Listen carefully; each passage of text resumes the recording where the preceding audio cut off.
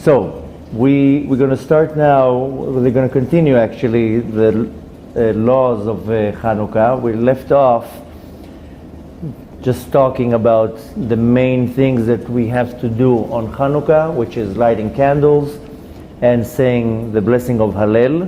These are the two mitzvot that we do, two mitzvot that are from our sages. We spoke about that women should make an effort, at least if they don't pray every day Shacharit, then at least on Hanukkah they should pray Shacharit in order for them to say Hallel. And even if they don't pray Shacharit, you can say Hallel without praying Shacharit. But definitely, since it's such an auspicious time during Hanukkah, then you want to try to at least in those 8 days to pray Shacharit. We're just going to do a quick recap from last year. It's important that when you light the candles, there's people, everybody from the house, men, women, and children. It's important to make sure that the kids, they understand what's going on, that you educate them, you tell them the stories, they get the Hanukkah gelt, the money, Dmei Chanukah. And mainly we stopped about 3 things last shiur that we'll just repeat them to make sure that it's understood. That first of all, the time of lighting the Chanukiah. Then some communities, they light exactly in Shkia, and some communities light after Tzedek Kochavim, which either way you're talking about not a long difference of time. But you want to make sure that half an hour before candle lighting, you don't do anything. You can't eat, you can't read, you can't clean the house. You prepare for the candle lighting half an hour before. For learning Torah, you can be a little bit lenient and learn Torah, but right before candle lighting, you concentrate on preparing for the candle lighting. If you light at the time of Shkia, you have to look at the local calendars exactly when Shkia will be. This week it's going to be 4:35 here, and men, they go to pray Mincha early, so they can have enough time to light the menorah in shul and run home and make sure that everybody's ready and everybody's there. It's important that the entire family will be there. You make a whole family gathering out of it. And we spoke about it in the previous shiur. You can find it online if you missed anything or if you want to recap it, because we discussed a few topics in length.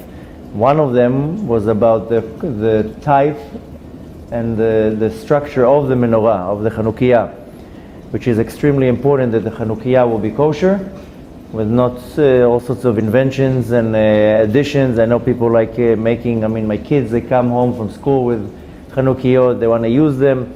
It's important that Chanukiah will be kosher, especially for the father. If the kids want to light the menorah and it's not 100%, fine.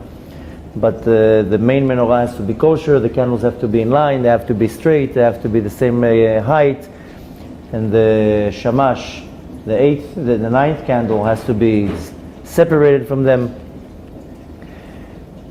And the time to light the Chanukiah, like we said, some light it in Shkia, in sunset, some light it after Tzedek Kochavim, right after the stars go out. And you have to be present. You have to be next to the candles for at least half hour when the candles are lighting. In some communities, based on the teachings of the Arizal, we stay next to the Chanukiah for 50 minutes. So you want to make sure that the wax, if you use wax or if you use cups with oil, that there's enough oil that it will burn the entire time. So that's extremely important, that if you are particular about sitting 50 minutes next to the candles, which that's what we do, then you want to make sure that they have enough either wax or oil in the cups. I also spoke about the remainings of the cups, that if you don't do a condition that you're not going to use the remaining of the oil, then you cannot throw that oil or the cup. We spoke about it in length last week. You had last class, there was a lot of questions about it. The easiest way out is to make sure that you make a condition right before you light the candles, which of course has to be for the men, that they're not going to use the remaining of the oil or the wax, therefore it can be thrown away. But I mentioned something very important, that in most cases, The man comes home after shul, it's hectic, the kids are jumping up and down with the donuts, and if you have a lot of guests and family, not always you remember to make the condition in your mind that you're not going to use this oil. So you want to make sure that if you didn't do a condition, that this oil is not going to be thrown or used for the next day or for anything else, rather it has to be burnt. You can either burn it the same day, you make yourself a little bonfire, or a little, I suggested to take a tin from maybe olives or pickles or whatever, put it all in and burn it. But you want to be particular with that because it was used for a mitzvah. You don't want to make sure, you want to make sure you're not chas v'shalom desecrating the holiness of the mitzvah. And we're going to continue going. We stopped at the place where you position the candles, which we started talking about that because some people light the menorah next to the window in order to make what's called Pirsum Nisa, advertising the miracle. But we touched it last class that the problem with the window is if you live on the third or fourth floor, then you might not get the effect of advertising the miracle because nobody walks like that. And it has to be kind of in eye level. So there are a few halachot regarding to where we put it. We're going to go through them. Be'ezrat Hashem, it says, להדלקת נר חנוכה מצוותה בפתח הסמוך לרשות הרבים משום פרסום הניסה. You have to light the candle as close as possible to a gate that will show the light of the candles facing the street. It's mentioning רשות הרבים, which is the domain of the public, in order for it to be advertising of the miracle. וכך נהגו בזמן המשנה והגמרא, בזמן הזה שאנו דרים בין האומות מדליקים בבית שהוא דר בו. Once at the time of the Mishnah and the Gemara, they used to light it outside completely. Now in our time, especially that many years ago there was a lot of problems for the Jews in many countries that they lived, so you light it in the house where you live, which is recommended that you do it in the main room where you sit and eat and like a living room or a dining room, and not lighting it in the room, because sometimes people do want to light it next to the window, but it's their bedroom that it's facing the street. נוהגים להעמיד את המנורה על כיסא בעובי המזוזה בחלל פתח החדר משמאל הנכנס דהיינו מול המזוזה. Now, how do you position the menorah? It's extremely important that the menorah is not too low. It cannot be lower than 3 tefachim. Tefach is exactly like that. It's 8 centimeters. So it can be lower than 3 tefachim. 3 tefachim will be 24 centimeters, something like that. This is way more than 3 tefachim. This is, I think, more like half a meter. So what we do is you either put it on a small table like that, or a chair. Needless to say that it has to be stable and it has to be straight. Especially if you light with oil, because if it will be tilted on the side, then all the oil will spill. And of course, just for safety, you have to make sure that it's safe and it's stable and kids are not going to bump into it. I mean, we had numerous accidents in my history with little kids bumping into the table or something, and all the menorahs go flying everywhere.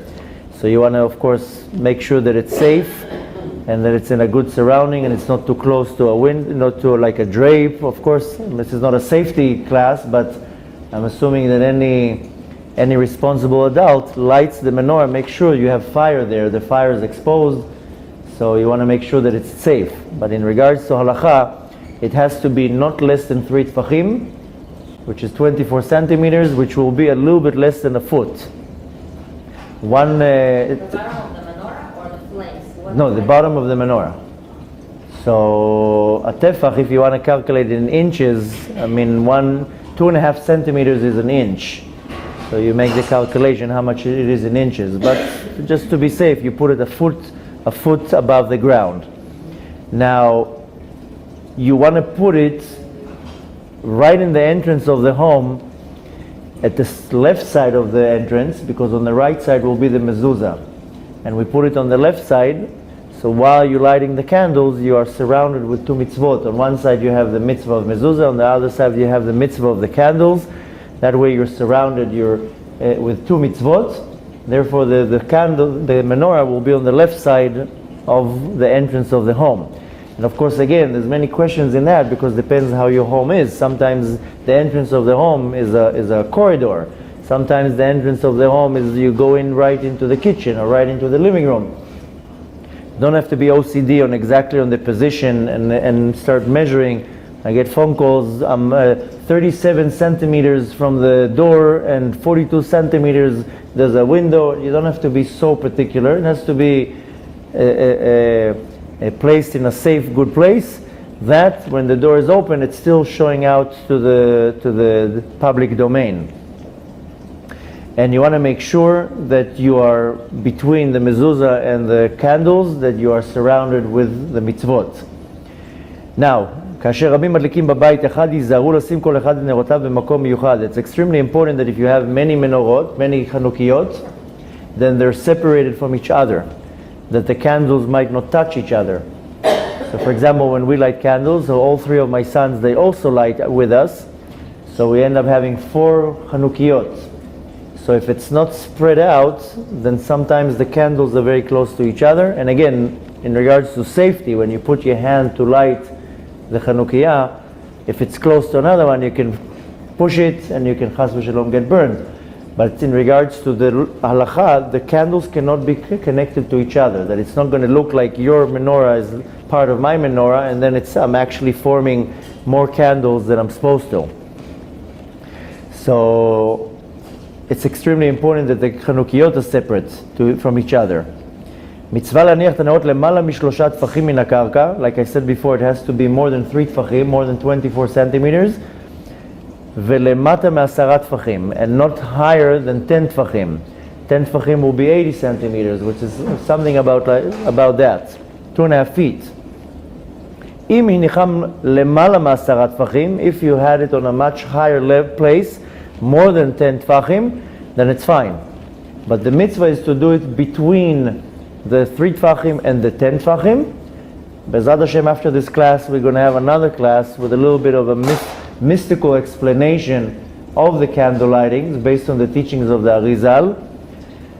And he explains why we want to be particular with this gap. We're not going to stop for it now, but we'll talk about it the next class. If you put it on a higher place than 10 tfachim. Again, 10 tfachim is 80 centimeters, which will be around 2.5 feet. If you put it above 10 tfachim, you're fine. It's good, it's kosher. But since we want to be very particular and we want to hit exactly on the point, on the spiritual point, to do it the right way, you want to make sure that it's between the 3 and the 10 tfachim. And like I said, we'll talk about the mystical explanation why we do that. אך למעלה מ-20 אמה לא יצא. If it's above 20 אמה, then it's already not kosher, you cannot light it. Amma is about 30 centimeters, like a foot. So you make the calculation in heights. That's why I think you asked in the last class, what about these public menorahs when they light it very, very high? If they want to make it kosher, they measure that it's not going to be too high, or at least that the base of the Chanukiah is in the limit of the height. Now we don't have that problem because we don't do these massive menorah lightings. But if you have a shul or a school and you want to make a big menorah, as long as the base of the menorah is in the right height, I'm sure you're not going to go past 20 amma.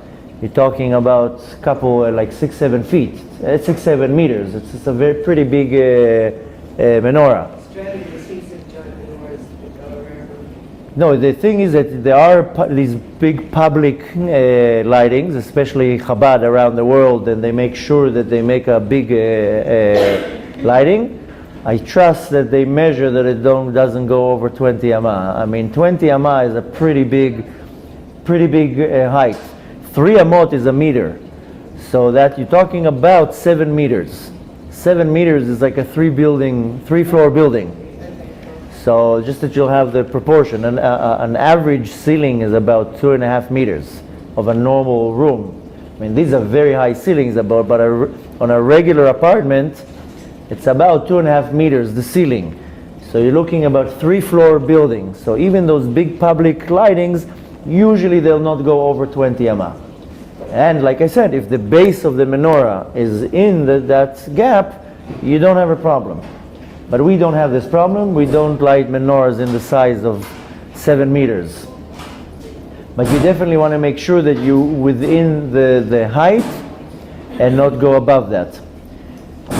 Next, צריך להדליק את הנרות בבית שבו הוא אוכל בקביעות, ולכן ההולך לאכול בבית חברו באקראית צריך לחזור לביתו ולהדליק שם. It's extremely important that you light the candles in the place where you live. And not only that, where you also eat. So if you're going to light candles at a friend's house, so if you're going to eat by a friend, if you're going to eat by a friend, then it's just a visit, you have to go home to light your candles. Now, if you are a family and you are invited out and you light the candles there, some will be very particular and they'll go home, light it at home, and then go to the party or to the public candle lighting.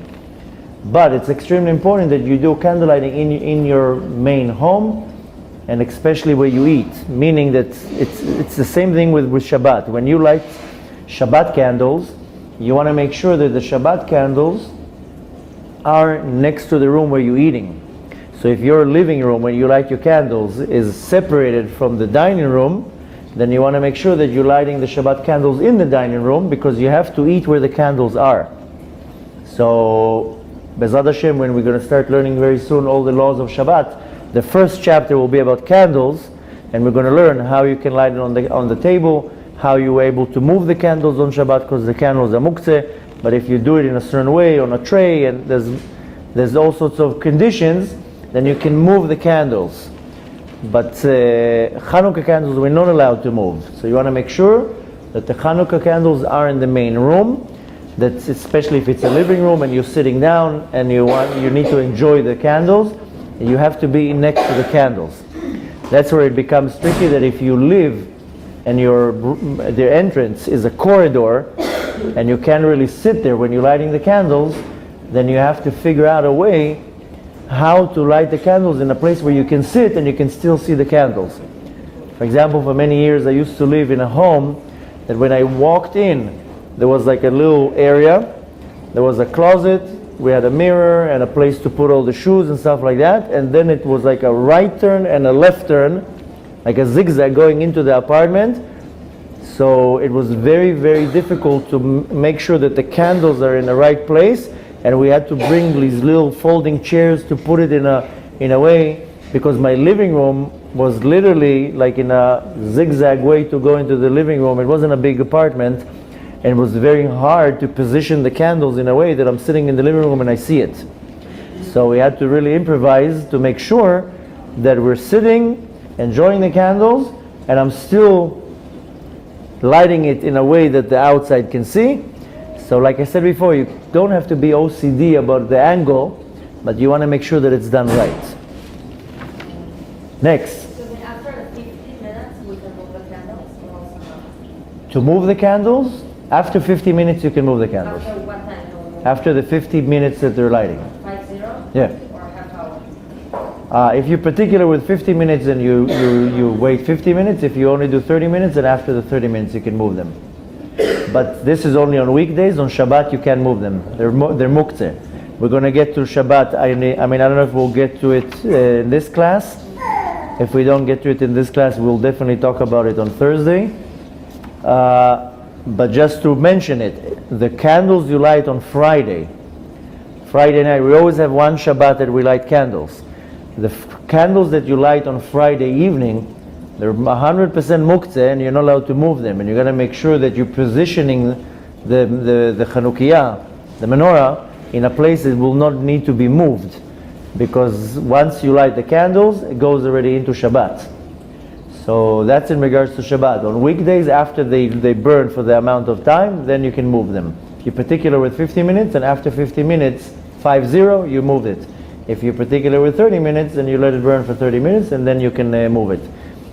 And then you can reposition the menorah. For that, it's extremely important to take into consideration that once you're moving it, and I mean, a lot of the Chanukiot, when you buy these cups and you put them in, they're not sitting so secure.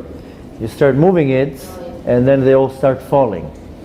So again, it depends on the Chanukiah. Some of the Chanukiot are more solid, and the cup goes all the way in, and it's easy to move. This is just in regards to safety and precautions. But I know with our Chanukiot, their cups are not sitting so well. You start moving it a little bit, it all falls down. And in the non-regarding to halacha and regarding to the mystical part of it, you do not want to turn out the light. So if today's cups, they sometimes burn for 2-3 hours, you want to make sure that it's burning and you're not responsible of turning it out. Bechlal, in regards to the mystical part of it, not the halacha part of it, you want to make sure that you're not turning the lights out. So if it lights for 3 hours, then let it light for 3 hours. A few years ago, we traveled. We lived in America and we traveled during Hanukkah to Israel. So and our flight was Motzei Shabbat. So I had to come home, do Havdalah, light the candles, finish packing and leaving. So we had a problem that the candles, they would lit more than 50 minutes, but I couldn't leave the home when the candles are lighting, because I had to drive far away to the airport.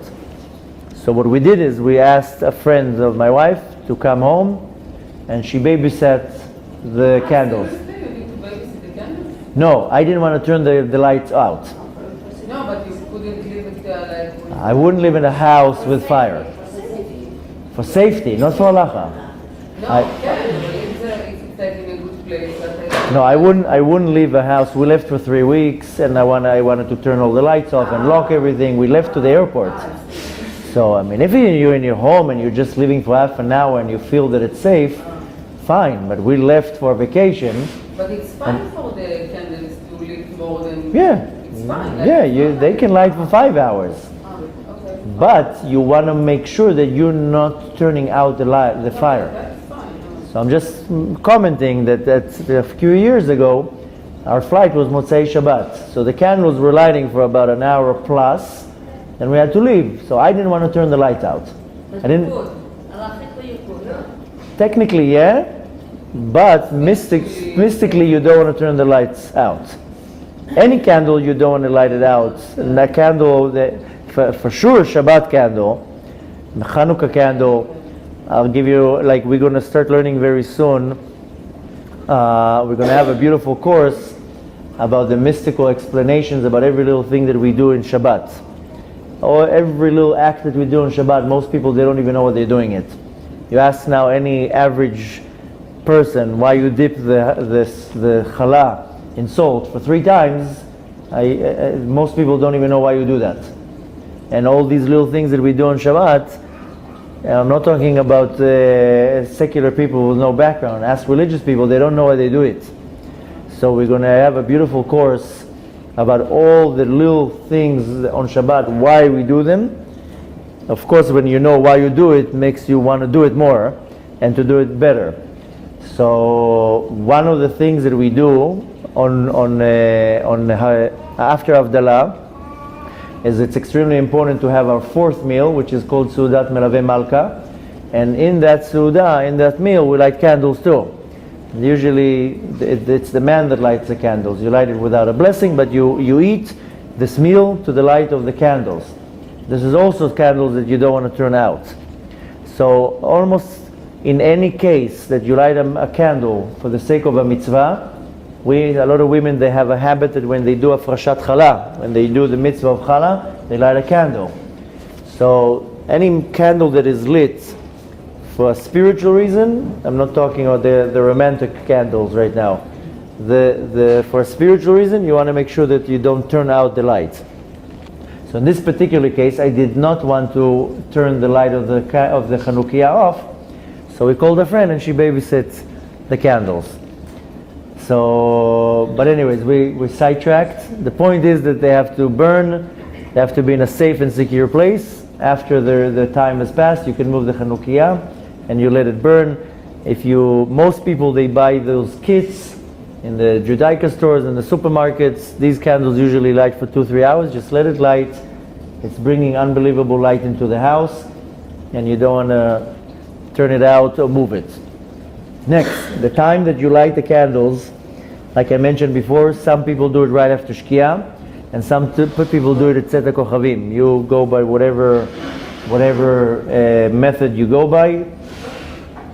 But בדיעבד, אם לא הדליק בזמן ההדלקה, יכול להדליק בברכה כל זמן שבני ביתו ערים. If for whatever reason, we want to do it on time. Like I mentioned that on Motzei Shabbat, we're going to rush to light the candles. You want to do it on time. And in the next class, when we're going to talk about why specifically the height, we're also going to talk about why specifically the time. But if for whatever reason you miss the time, then you can light it any other time after with the bracha, with saying the blessing, as long as you have people around you. So there will be the advertising of the miracle, which means that if the sunset is 4:30 and the Tzet HaKochavim, the coming out of the stars is around 5:05, technically if you're doing a party or you're waiting for many guests, you can light at 10 o'clock at night or 8 o'clock at night, and you can still say a blessing on the mitzvah, as long as there's people around it. But if, like we said before, if the family members are already sleeping or there's nobody there and there's not going to be the advertising of the miracles, you cannot say it with a blessing.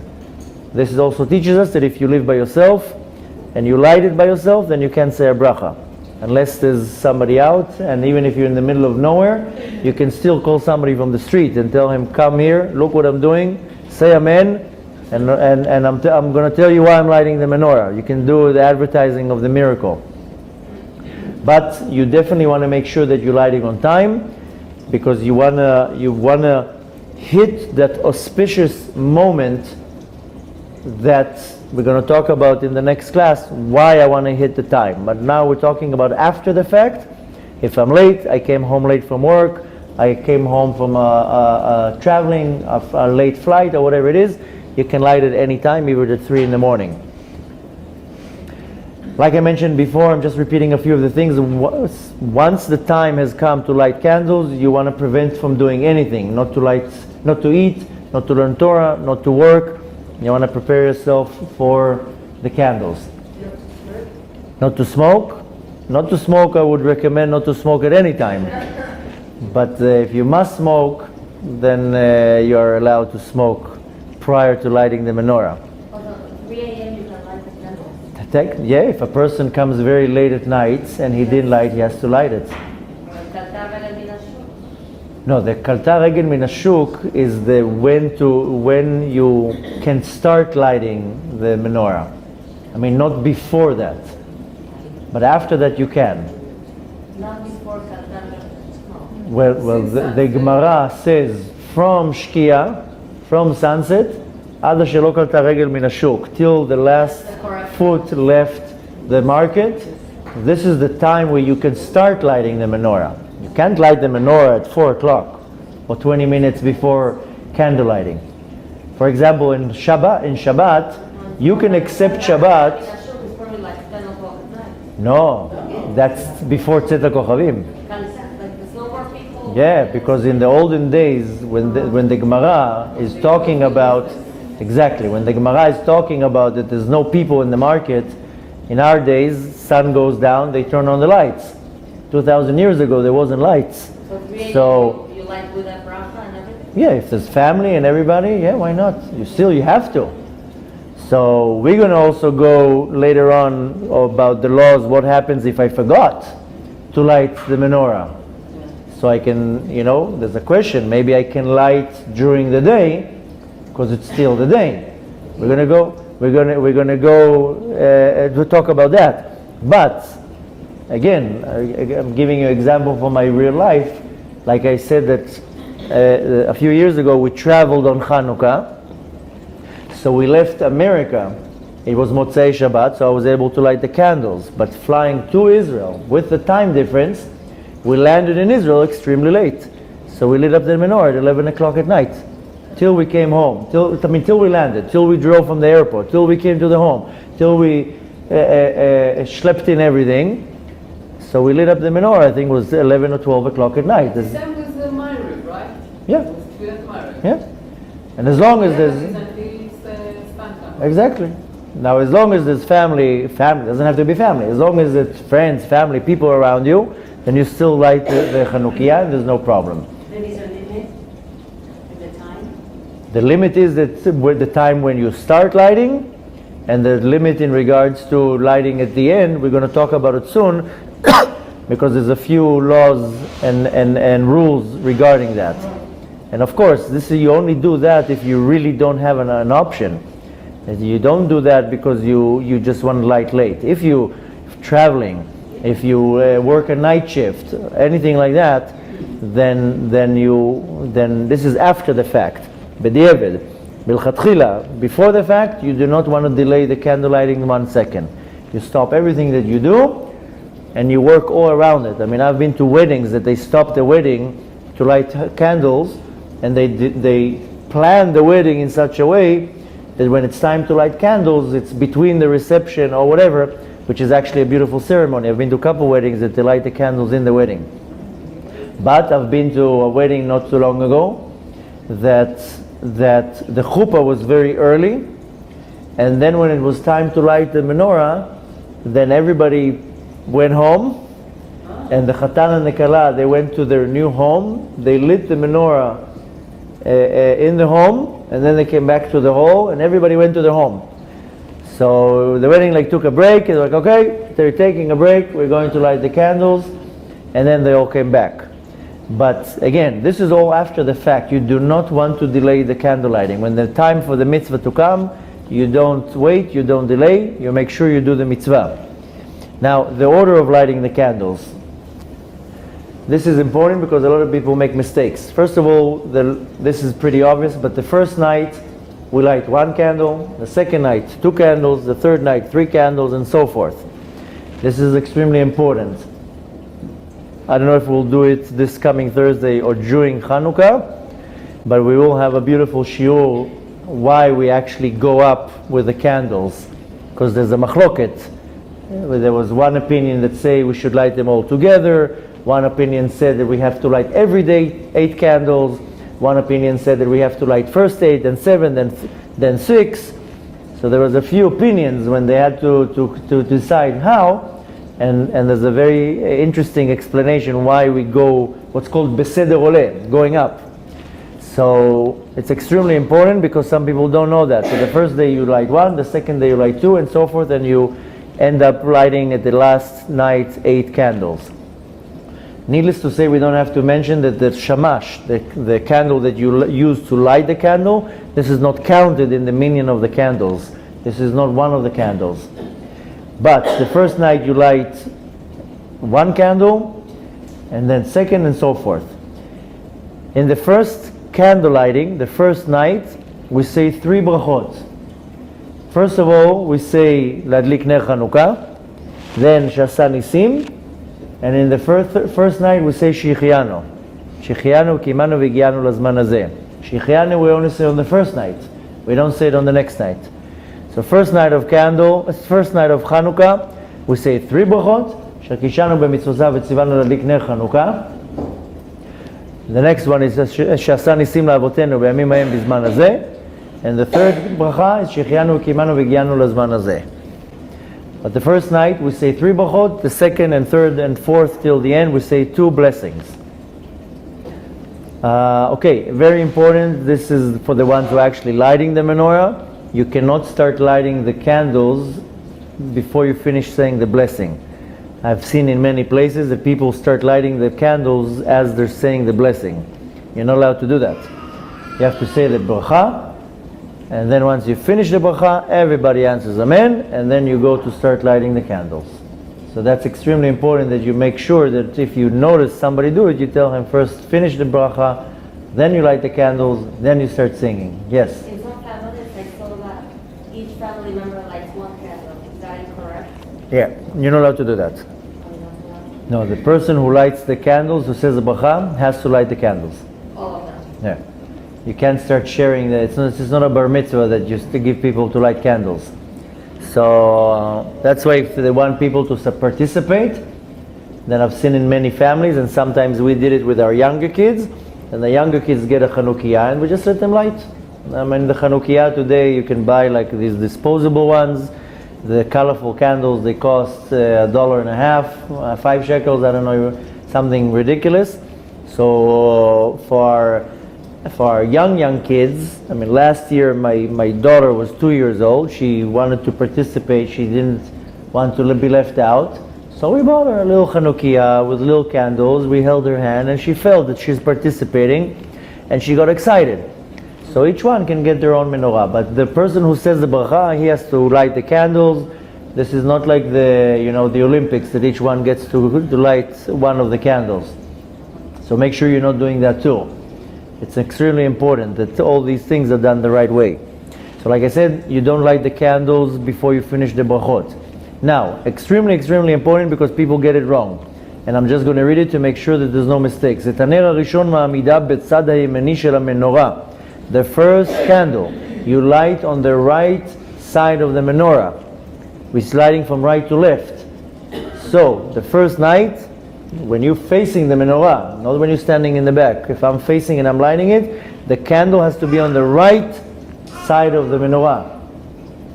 בלילה השני מוסיפים עוד נר, לשמאלו וכן הלאה. So the next night, I will put 2 candles, starting from the right, and then the second night, I will put to the left, and so forth. So every night, I go from left to right, and every night I add 1 candle to the left of the candle that I lit the night before.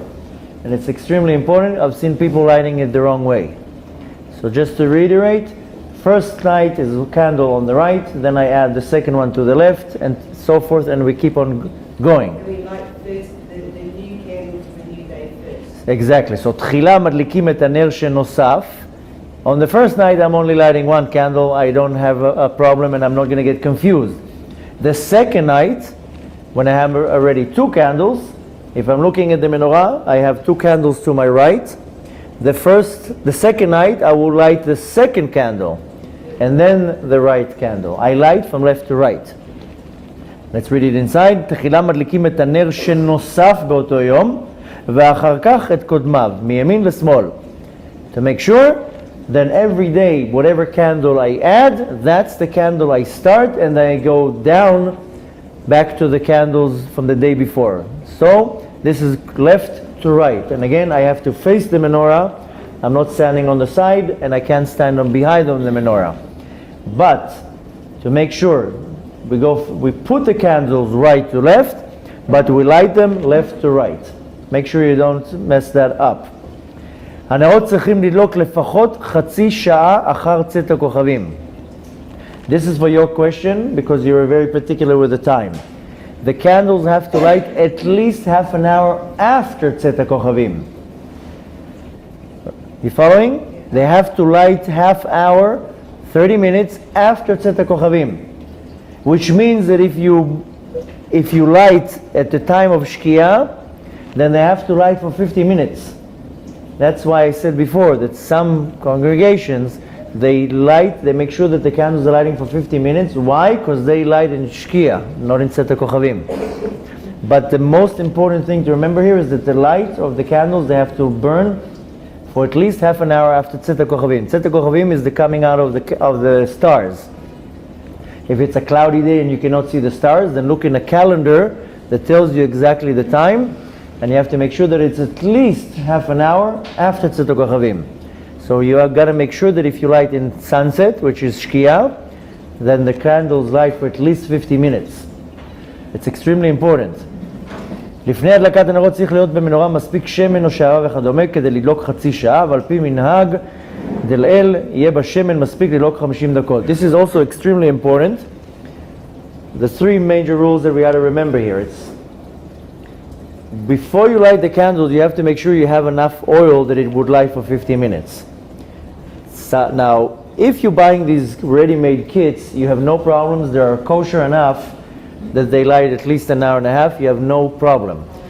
But some people, what they do is they buy the cup, they take a wick, they take this little cardboard and they put the wick inside, then they pour their oil. Sometimes the oil burns fast and it's not burning for 50 minutes. And then they have a problem. So it's extremely important that if you do that, then that you make sure that the cups are big and that there's enough oil and then you might even want to make a test the day before to make sure that the oil doesn't burn fast. But the cups that you get with the Hanukkah, it's enough for... Yeah, that's what I said. When you buy the ready-made kit, No, not already. When you buy only the cups and the oil separately, the little cups it's enough time. Yeah. Like for 2 hours when the oil, with the oil. Exactly. Separately. Yeah, but the thing is that if you buy the ready-made kit, you don't pour the oil in, it's ready for you. Sometimes when people pour the oil, if they don't put enough and the oil burns fast, then it's not going to burn enough. You have to make sure. The thing is that some oils, they burn faster, and some oils, they burn slower. Last class, there was a lady who asked if she can light with canola oil and not with olive oil. She mentioned that the olive oil is more where the fire is more wild, and the canola oil was more the fire was more calm. In regards to halacha, all the oils are kosher. Any oil you can light a menorah, but you want to make sure that some oils burn fast. You want to make sure that it will last at least 50 minutes. So this is particular to the people who make it themselves. If you're buying those ready-made kits, you don't have a problem. They're kosher, they light for a long time, it's not going to burn the oil, and you're good to go. I'm only saying all these things if you're making it yourself, if you stuck in a place that you don't have those candles and you have to improvise, then the fire has to light at least half an hour after Tzet HaKochavim starts coming out. And again, if you buy the ready-made kits, you're good to go. I'll tell you what's another problem. Some people light with wax candles. They burn out like that. They don't last for 50 minutes. Depends which one. There's the one that becomes oily, so 3, 4, 5... No, that's no problem. I'm talking about these skinny, colorful candles, the popular candles that everybody liked on Hanukkah, that when I was a kid, that was our activity. We used to burn them, and the wax would drip in colors. We would take a bottle, and of course it has to be a glass bottle, if not it's going to melt the bottle. But we would do like designs, hold the bottle, make the wax melt on the bottle, with different colors, different candles, and we would make a design. That would be our activity. So if you take these common colorful candles, they burn for like maybe 10 minutes. They burn right away. So this will not be a kosher candle lighting.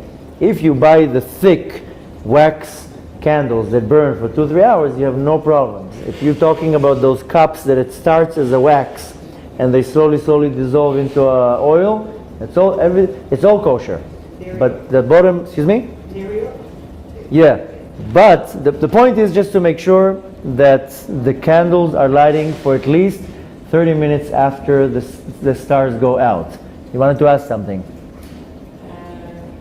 The person who mentioned the canola and the oil, which one did she say that burns faster? She didn't say which one burns faster. She just mentioned that the olive oil, she said it's like the fire is like a little bit more wild, and she found that the canola oil, the candle is a little bit more relaxed. I didn't test it myself, I don't know, but I don't know. She didn't say about the speed of it. Somebody asked me, can we say Tehillim while we are watching the Kabbalah? Yeah, why not? Why at night you don't think It's recommended. Hanukkah, it's like on the same level of Yom Tov or Shabbat that you can say wherever you want. Shabbat you can say at night? Yeah, Shabbat. I thought on Rosh Hashanah. No, Shabbat you can say anytime you want. You can say Tehillim. Not only can, it's recommended, and you want to. There's no dinim, there's no gvurot on Shabbat at night or Yom Tov. So there's no problem of saying Tehillim. Since you already brought it up, in our generation, most poskim, they say that even at night you can say Tehillim. Just have in your mind about all the sick people in the hospitals and all the danger that people are in, have in mind, and you can say Tehillim at night. Good to know. Thank you. And a question, is it good to put in the cups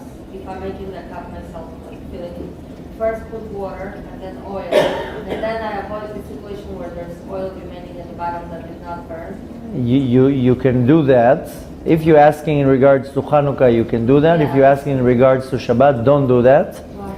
Because when you put water in the cup, I used to do that once. When I became religious, my wife used to light with oil, and I used to prepare the cups for her. There's a mitzvah for the man to prepare the oil or the candles for the woman. So I used to put a little bit of water for the same reason. But I later on found out that when I'm putting water, I'm basically preparing the candle to turn out. So I'm taking the responsibility of turning it out. And I'm not allowed to do that. It has to be turned out by itself. On Shabbat? Lots of people do Yeah, that. I know. I heard from a very big rabbi not to do that. I mix it with the neriot. Excuse me? Put neriot and then put oil. Yeah, but I used to put water to turn it out. And this rabbi told me, do not do it because you are preparing for the candle to turn out, and you're not allowed to do that. No, I used to do that because sometimes it goes all the way to the end, and then the glass would explode. Cleaner with the So water. it's good. Exactly. It's clean. It's good that it explodes. Betach. Yeah, so anyway, we get... Yeah, it's a good sign. Can Okay, can. They Yeah. explode? Of course, if it explodes, of course it's great. It's a good sign, yes. Okay. You're right. But for Hanukkah you can put that. But if you do that for the keeping of the clean, you can do that. You have no problem. As long as they light for over 30 minutes after Add Tzedek oil Kochavim. while it's already No, burning? no, that you're not allowed to do. Why? First of all, 99% if you're going to add oil while it's burning, it's going to turn it out. 99%. Because unless the cup is this big and you can very gently pour it in, fine. But the cups are usually this big. Anything you'll put a little bit closer, that's it. The candle will turn. It will turn out. It's true that 100%. Besides, all these questions, you know, why get to a point that you have to refill it as it's going? Prepare it well the first time, make it kosher when you light it, and you have no problems. Don't need to start thinking, how am I going to add oil? I guarantee to you that most likely if you'll come to pour oil in the cup, while the candle is lighting, it will turn out. And then you're going to have a problem. So better not to do it. You know, our life now is much, much easier. Just buy these ready-made kits. They're kosher. It's pure oil. They light for a long time. You don't have to clean the cup. You can throw everything after. And now we have an easy life. So don't look... Preparing the mitzvah is Yeah. the point. Yeah. Yeah, going to the supermarket is preparing for the mitzvah. You buy your Excuse me? You can throw out the disposable cups. If you do what I said before, that you have the condition, you throw the cups. Tov, let's continue. We're going to have a few more minutes, then we go to the next class. Where were we? Let's just finish this siman and then we'll finish. So, it's extremely important. We said that the candles are going to light for 30 minutes after Tzedek Kochavim. If you light by Shkia, make sure that the candles are lighting for about 50 minutes. If the candles light after that, it's good, it's kosher, just leave it. Next, very important, Asur l'shtamesh b'or ner Chanukah. We're not allowed to use the light of the candles. What does it mean? You're not allowed to bend your book like this if it's dark and to read. A lot of people, they want to make it special. They turn the lights off. They want to get into the atmosphere. You're not allowed to benefit pleasure or derive pleasure from the light of the candles. So again, one example out of many. If it's dark, you can't go like this with a book. You can't do anything that the light will serve for you any benefit. So you really need lights on, because if you turn off all your lights, the lights in your... So don't turn off the lights. It's being your help to see. Exactly. So don't turn off the lights, or you leave one light on, or you'll see in a second what's the solution. לכן נוהגים להניח לידם את השמש. That's why we put next to them the shamash. The shamash is the candle that uses to light. and then you don't have a problem. That's why the shamash is extremely important, that it's a bigger candle, that it's a little bit separate from the rest of the candles, and then you don't have a problem. The reason why I'm mentioning this now, because sometimes the shamash burns out before the time, and then you don't have the shamash. So again, if you're buying the ready-made kits making our life easy. Yeah, I have to get commission now for the ready-made kits. The ready-made kits, the shamash is thick and big, so it burns out much. Ready-made kits, the shamash is also oil. It's not a candle. No, the ready-made kits, the shamash is not oil. If the shamash is oil, it's not good. I bought a kit. It's like a triangle shape. It comes with cups ready and it has no candles. Only The triangle, the kit will have 36 candles. No, she's not. So the kit will come with a bag with 8 wax candles. Not my kid doesn't come with any of them. So you have to make sure that first of all, the shamash, it's recommended that the shamash is going to be wax, that it's separate, it has to be different and separate from the candles. So most of the Judaica stores, you buy a bag with these thick wax candles. They're big, they're thick, they're tall, and you use them. You don't want it to be equal to the candles you use for the Hanukkah. And I didn't see kits that they have shamashim coming in it as in a cup. Every year I have it and I have leftovers because it goes with So I don't know. 40. I only promote the kits that I know. So shamash be an oil-based one? Because how are you going to light? No, people light with a candle, but they put the cup like as a the most important thing is that the no, it's the right way to do it. It's the right way to do it. First of all, you have to understand the shamash has to be completely different than the other candles. The height has to be different, the look has to be different. It's only for you to light it, to use. The reason why we put it aside is only for the fact that I just said that we're not allowed to derive pleasure out of the lights of the candles. That's the reason why we keep the shamash. I've seen in some congregations that they blow it out, that you're not supposed to do that. The shamash has to stay. The reason why we use these long wax candles is because it has to burn above the height, above the candles of the Chanukiah.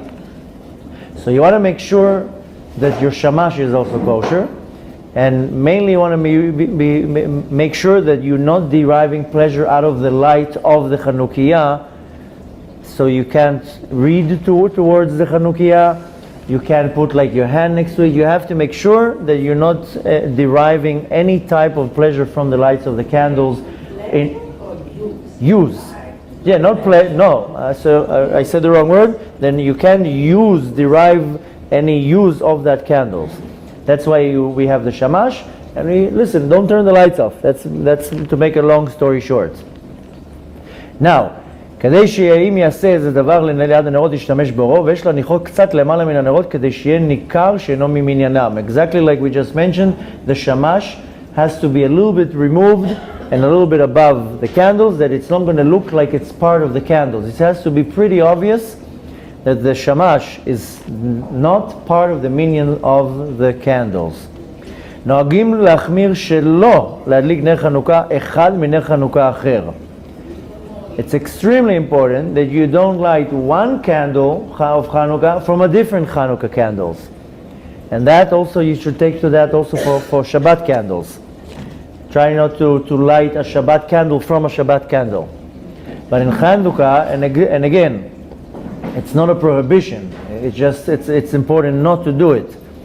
That we don't light a Hanukkah candle from a Hanukkah candle. Okay.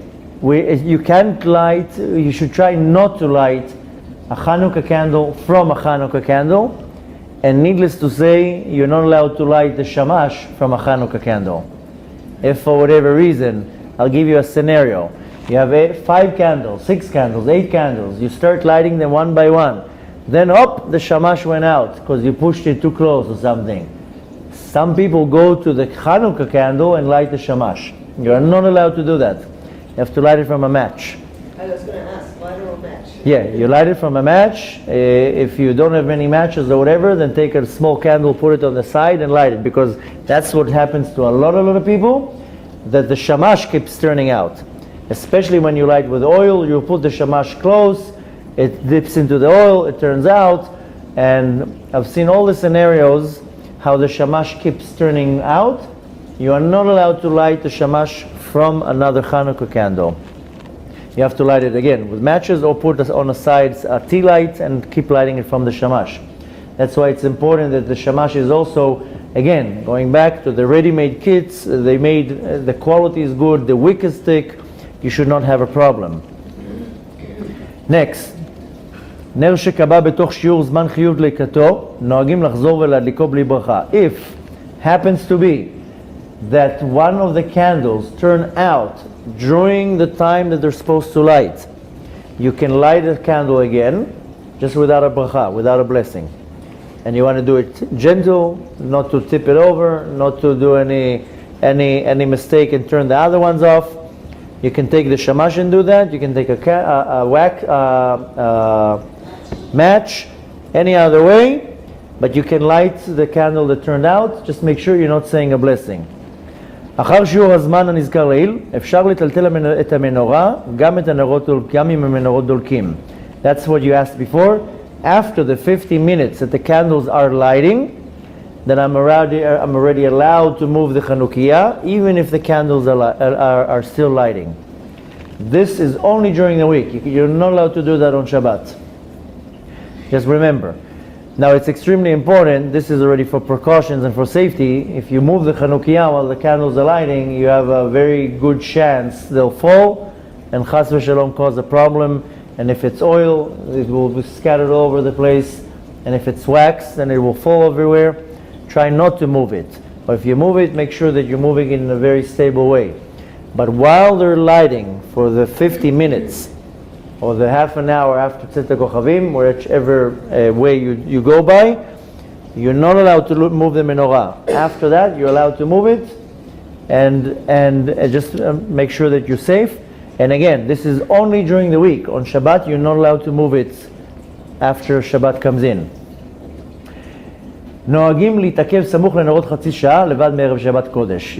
It's our custom to sit next to the candles for at least half an hour when they light, and you read, you meditate, you tell stories, you talk about Hanukkah, you talk about the miracle, whatever you do, and you want to stay for about half an hour next to the candles, but not on Erev Shabbat, because Erev Shabbat, you have to light it right before lighting the Shabbat candles, and then usually you're busy with many other things, preparing for the meal and so forth, so you don't have to sit the whole half hour next to the candles.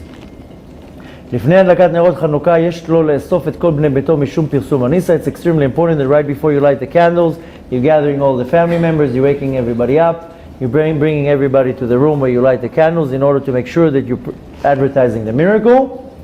נוהגים להדליק נרות חנוכה בחגירת אבנץ, אך אין נוהגים ללבוש בגדי שבת להדלקתם. If you have the custom, of course it's talking about a man, to light the candle with a gartel, with a avnet, with a belt, but you're not obligated in lighting the candles dressed in Shabbat clothes, like in many other mitzvot that we do, that we are dressed in Shabbat clothes. Even though you're not obligated, it is beautifying the mitzvah that you're dressed appropriately. Don't come to the candle lighting with pajamas and with slippers. It is an auspicious time. It's a very special time. After this class, we're going to have a more mystical explanation of the candles and the time, which will make more sense why you want to make sure that everything is nice and set beautiful, and the table is set, and the house is clean, and you dress the right way, and you look appropriate. It's not an obligation, but you definitely want to do it because it's a special mitzvah, and you want to make sure you're doing it nice with an honorable way.